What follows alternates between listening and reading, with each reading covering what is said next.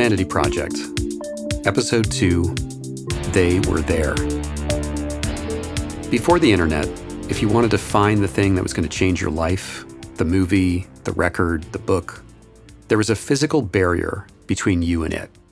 So you went on epic journeys, like taking 2 trains and walking half a mile to get to a video store that may or may not have the movie Student Confidential. And no one knew you were going on these journeys if you didn't tell anyone. But all of that changed at the end of the 20th century as the internet started to make everything known. In the year 2000, my sister sold me her old PC for $100. I at last had regular access to the internet. So what did I do with this technology that was transforming the world? I typed Richard Horian into a search engine.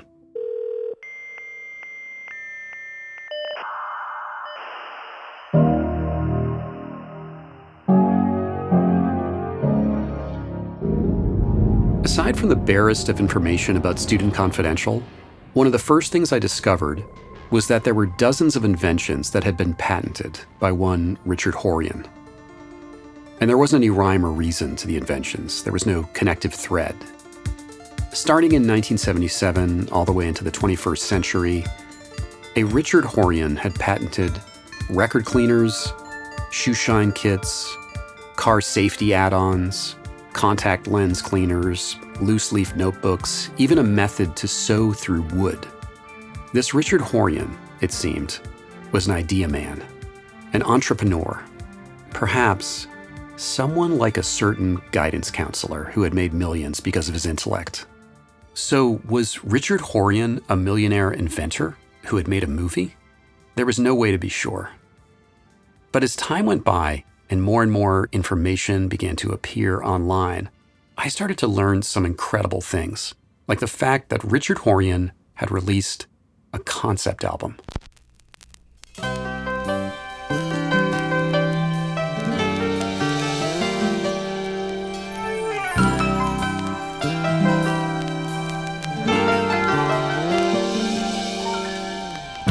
Somewhat money, all that glitters is gold. Just need a love to share. It was recorded in Florida in 1981, and it was called Relationship. Richard, just a few years before Student Confidential, was on the cover staring back at me with those unmistakable eyes of his. When you wake up in the morning with the warmth of the sun. And like his movie, Richard was the star here, writing and singing all the songs himself, which were about, well, a relationship. Or more specifically, the songs were about the different stages of a relationship. Each one had a name, and under it, in parentheses, the name of each stage. Need, compatibility, intimacy, inseparability, love, argument, resolution, and finally, complete bond. And there was also a medley of all the stages. On the online vinyl marketplace Discogs, the album's genre is listed simply as therapy. A copy eventually popped up, and I bought it. It came with a small folded lyric sheet, which included Richard's printed signature, as well as an extensive explanation of the purpose of the record, saying, quote, "It is recommended to follow the enclosed lyric sheets, not so much for any poetic content, but for any direct association that may be relevant to your own experience or insight into the most important thing that 2 people can share." As I listened to the record, I realized that, like the counselor himself, Richard's aim here with this album was to reach out and help.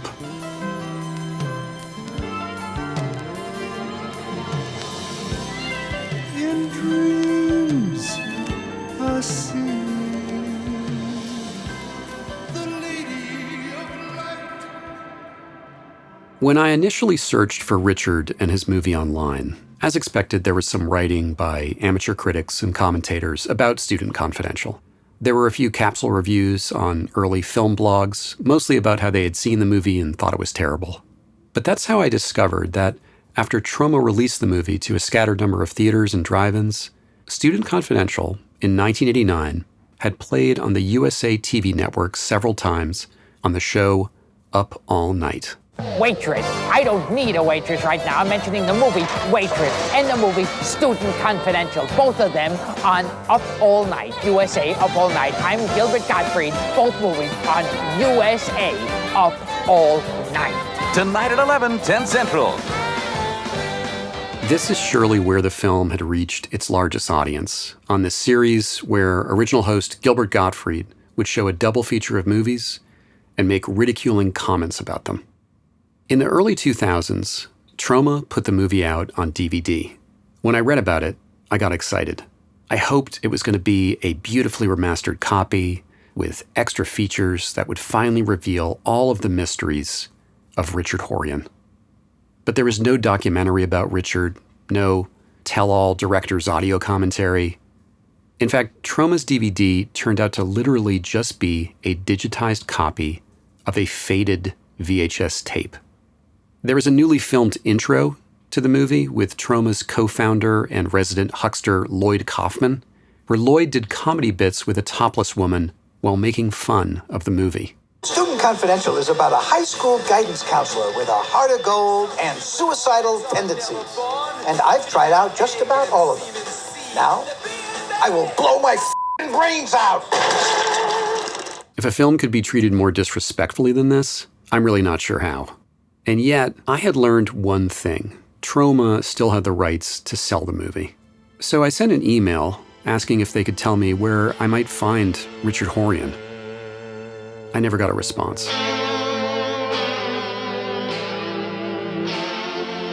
Someone had diligently transcribed most of the film's credits onto the Internet Movie Database, or IMDb. The IMDb has been around since the dawn of the popular internet, but as I record this, Student Confidential only has just over 200 users who have voted a rating for the title. The user reviews, all 7 of them, which at this point are spread out over a period of 16 years, are predictable. Incoherent and inept. Now, this was a mess of a movie. Yes, this movie is very strange. Very strange. One of the strangest movies I've ever seen. The worst, best movie ever. And then there was this user who posted their opinion on July 12th, 2008. This is one of the most unique B-movie that I saw in my lifetime. Like some other comment said earlier, only Troma could have picked this one up. For sure, the direction, the acting, and the score was atrocious, but there was a sincerity in it that I could just feel. Some of today's blockbusters films just can't have sincerity. Now, don't get me wrong, the film was crap, but I will give credit for at least trying to be authentic. Some of the lines in this film are just way too much over the top, and the overall feeling is one of biting in a lemon. But still, I have seen worse. But the major discovery the IMDb yielded came when I clicked through Richard's name and found something stunning. A second movie. It was called Williamstown, made 10 years after Student Confidential, and written, produced, directed, edited, and co-starring Richard Horian. When I finally saw the movie, after a VHS tape appeared on eBay, I found out it was almost shockingly different than his first film. Williamstown is a sepia-toned 19th century period piece shot in the seaport town of Mystic, Connecticut, and features almost no dialogue at all. The soundtrack is a series of unedited pieces of music by composer Ralph Vaughan Williams that the actors literally perform to, gesturing in what might be called a silent film fashion. The story was about the ghost of a young woman who returns every year on the anniversary of her death to the town that she left behind. Sarah wanders the town, observing the people from her life who in turn long for her, her parents and friends, and also a worker on the tall ships named Jack, the man who had been her lover, who we are told in the opening voiceover that out of all the residents in the town hurt by Sarah's death, Jack is the one who hurts the most. Jack is played by Richard Horian.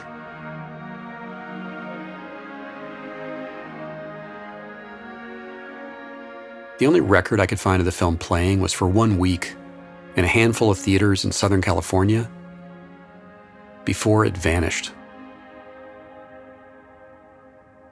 Richard's second movie cast a strange spell. There was something appropriately out of time about it. And also, just like Student Confidential, it wore its heart on its sleeve. Just like the guidance counselor who yearned to help those kids. Just like the creator of the album Relationship, who sought to connect with the listener so that they could achieve that final stage of complete bond, Williamstown was filled with images of this ghostly woman, her parents, the townspeople, and of Richard himself, arms outstretched, an image that seemed like an obsession, this yearning for contact.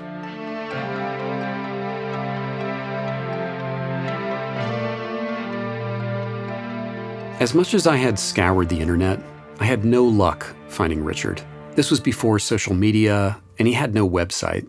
There were a series of addresses listing someone with that name who had lived there in California and also Florida, but no phone number, no email. The trail had effectively gone cold.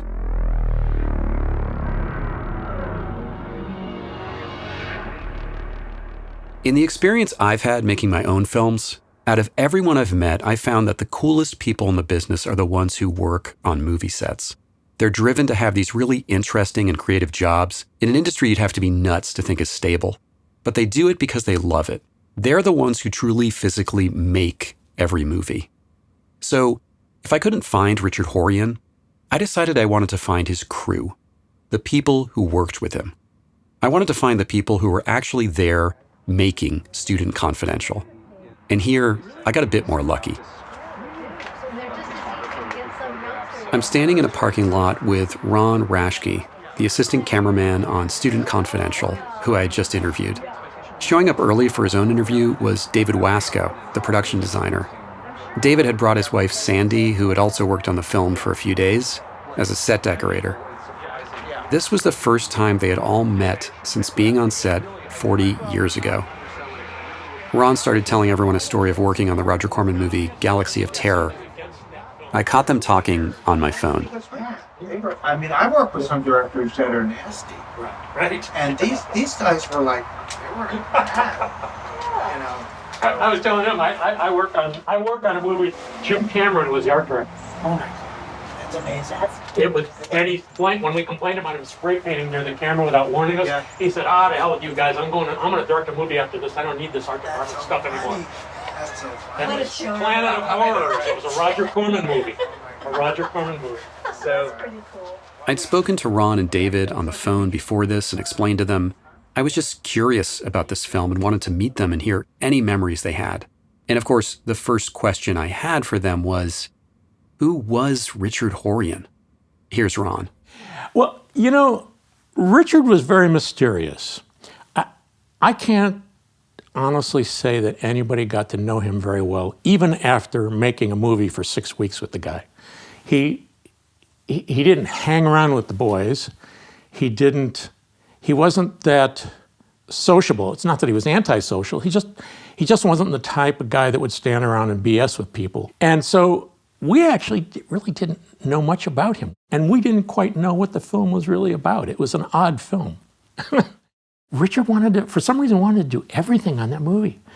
I mean, he wrote it, he directed it, he acted in it, he edited it, he did the music, he just did everything. And like I say, nobody quite knew why.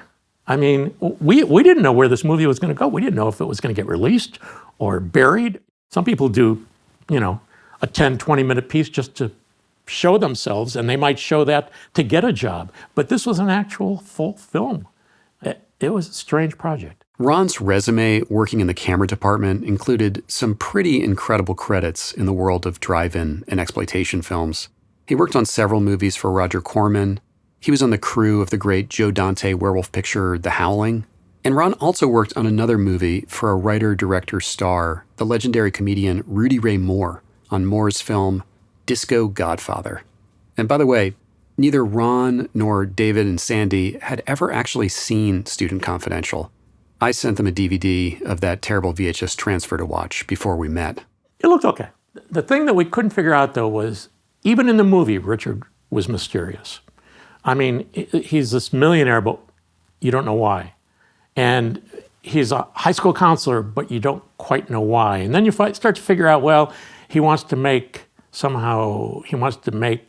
in the future of youth, and he wants them to improve their lives. And yet his life was so messed up that, near the end of the movie, he's a masochist. He wants people to beat him up, maybe even kill him. So we watched the movie and it's like, wow.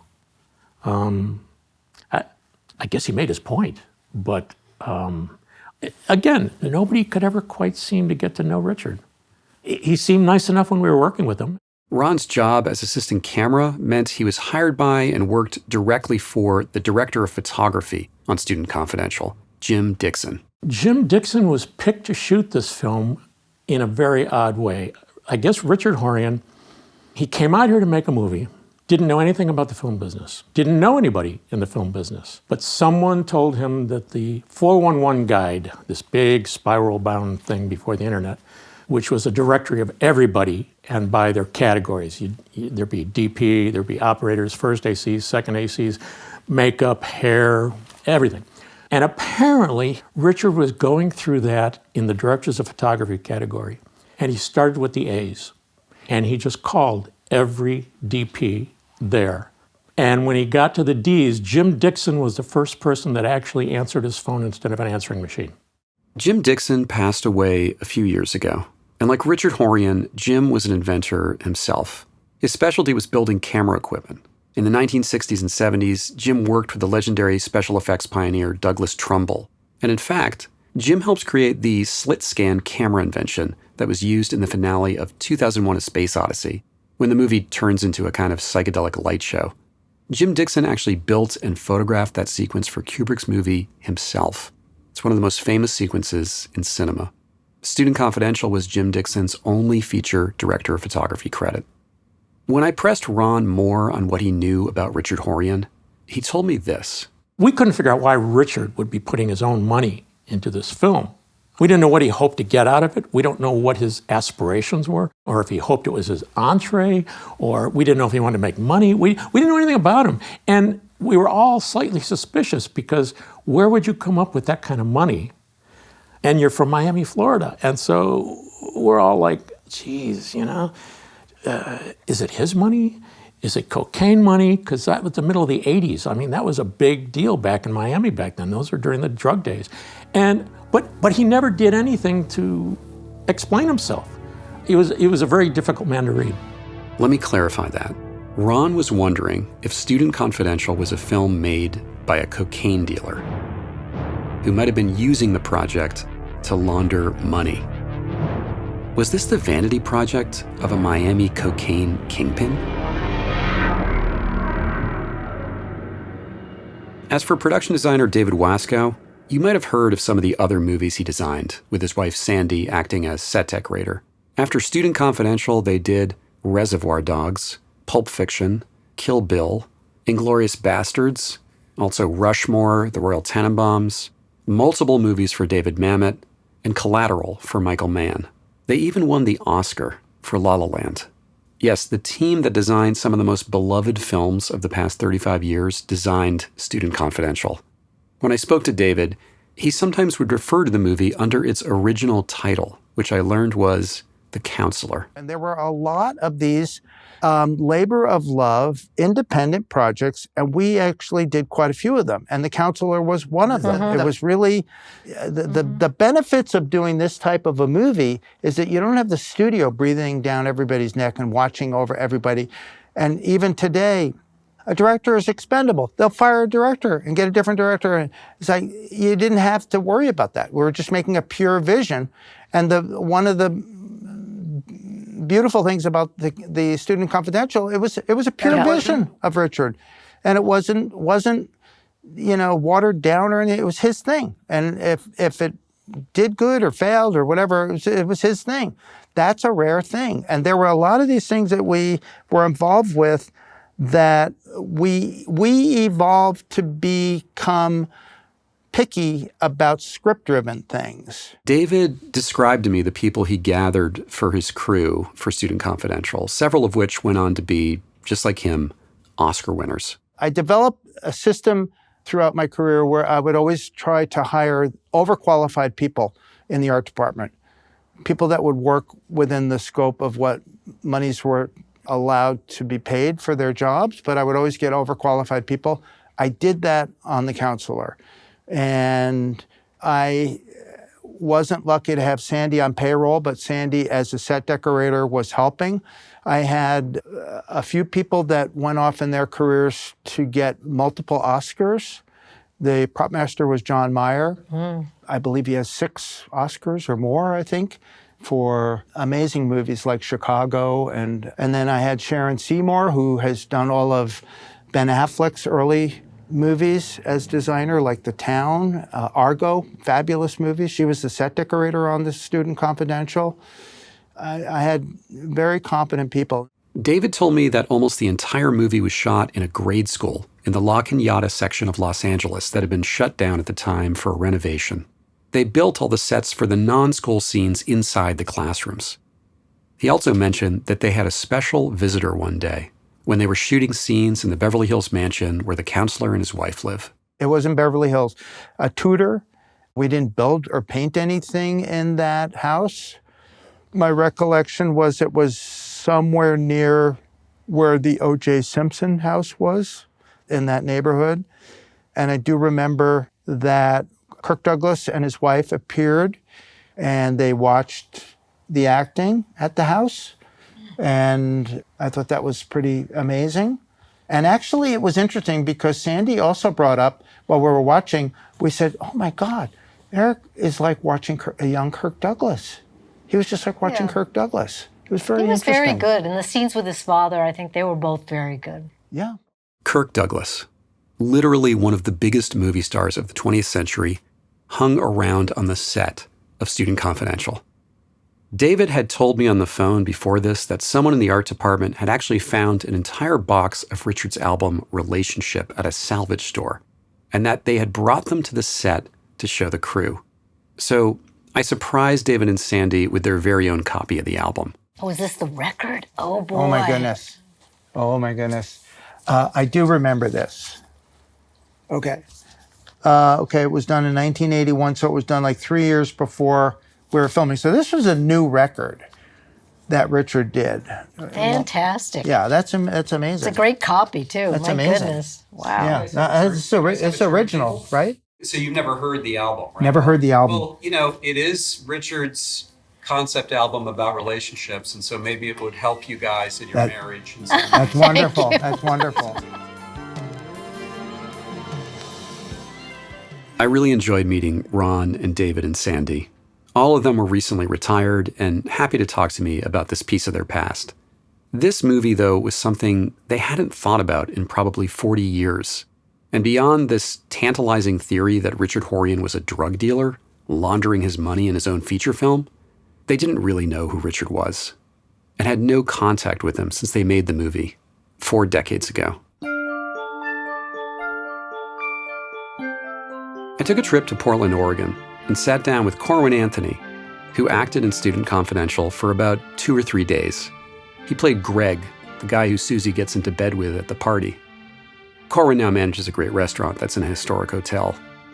Corwin told me that he went in to audition for the movie after seeing a casting notice in one of the trade papers, and that all he knew about Richard Horian was that he had been some sort of businessman. I have to say that when I was interviewing with Richard, I couldn't take my eyes off of him. I was locked into his eyes because he's a very fascinating man.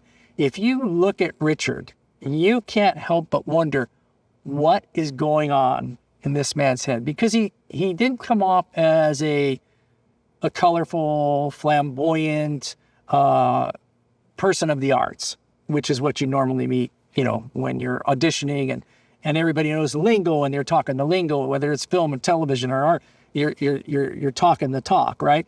That wasn't Richard. Richard was a businessman, and he was walking you through the story as if he was walking you through the process of putting together an airplane. He is an enigma. I think that's the best way that I could possibly describe Richard Horian, as he was an enigma. And, you can say whatever you want to say about his acting ability or how he comes off, but when you meet Richard and you're sitting down and having conversation with Richard, he is an enigma, and you are just immediately fascinated and drawn to him and want to know what the heck is going on in there, and is there any way I'm ever going to find out? When he was doing the scenes and working with people, like he was just supposed to be a nice give and take and be friendly and just converse, he wasn't comfortable. He was definitely out of his realm. And that's why when he would go into those darker scenes that he would work, I think those were some of his best scenes, because he was that way. He was very deep and there was something scary about him. And when I think he was at his highest point of comfort when he was doing those scenes. This was Corwin's only feature film credit. He did get some work on a few TV shows in the 80s, and among the various jobs he took to support himself was work as a Universal Studios tour guide. He told me a friend who worked at Universal back then got him on the set of Michael Jackson's Thriller video, and he watched the entire shoot. He was actually asked to play a zombie, but he turned it down since he was in the Screen Actors Guild, and they wanted him to do it for free. He said he's kicked himself about that ever since. There were a number of people on Student Confidential where this was their only feature film credit, many on the crew and a large part of the cast. Richard, I guess, had an eye for finding people who would do these jobs just once. And let me tell you something. Richard was in every scene. And whether he was on camera or not, he was in every scene. I mean, he was directing us and coaching us and asking us to move a hand this way, move an arm that way. It was hysterical because I'd never been so directed in my life. And I don't say that in a bad way. It was humorous to me, and it was humorous to the other actors because he was very, very involved.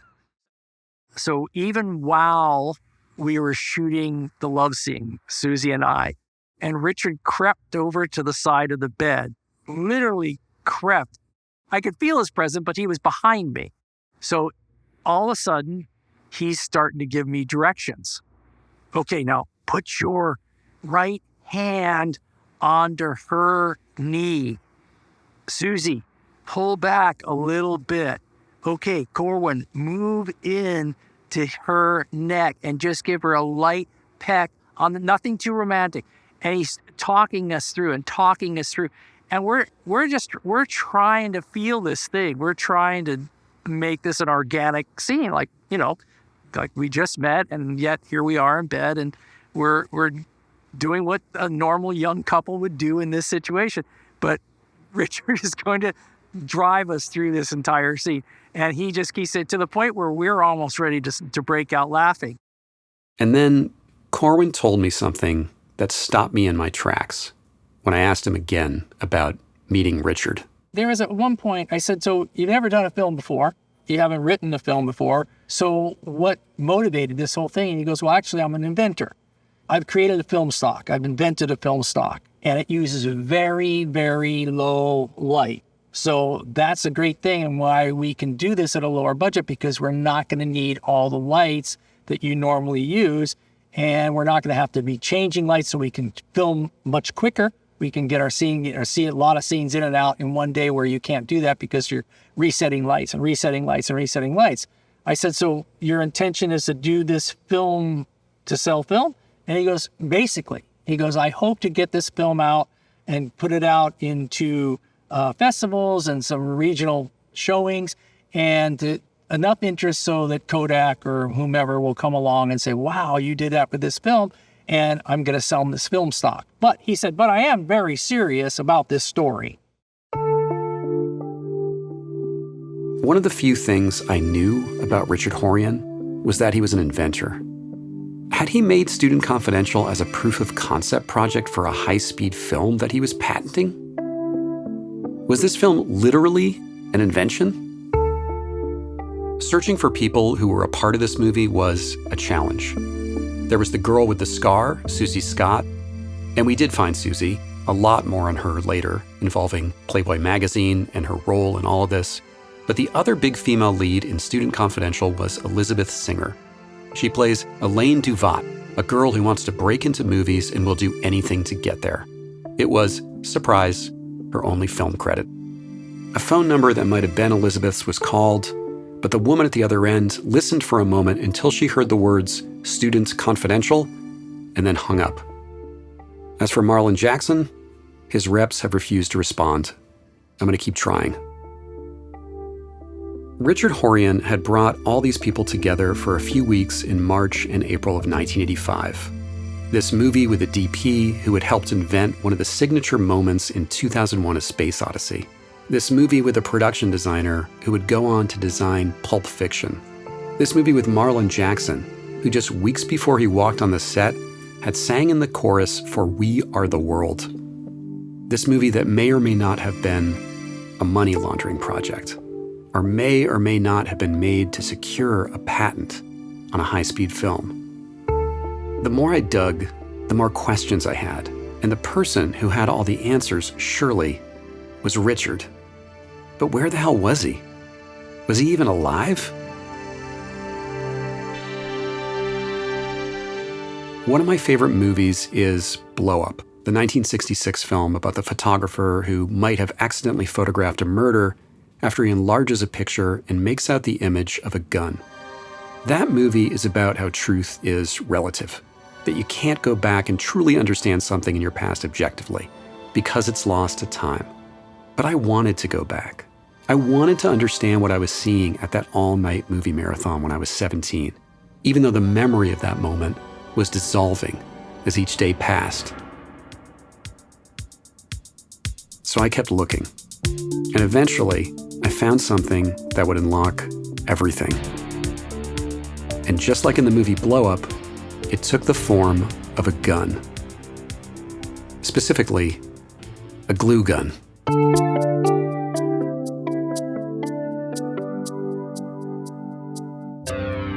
The Vanity Project is a production of Topic Studios, presented by SpectreVision Radio, and made in association with Severin Films. It was created and narrated by me, Nicholas McCarthy, produced by Nicholas McCarthy with Graham Resnick, edited and mixed by Graham Resnick. The video editing for our episodes was done by Zena Gray. Special thanks to Ron Rashke, David and Sandy Reynolds-Waskow, and Corwin Anthony. Also thanks to Jim Kuntz and Johnny Buell for shooting and recording audio of the interviews. The voices of the IMDb were read by Jennifer DiFilippo, Agatha McCarthy, Mike Dooley, and Paul Gaeta. And thanks to Brad Henderson of the great home video label TerrorVision for helping me make phone calls to strangers. Most of the music you've been hearing was composed and performed by Richard Horian, written and recorded for his film, Student Confidential. Stay tuned.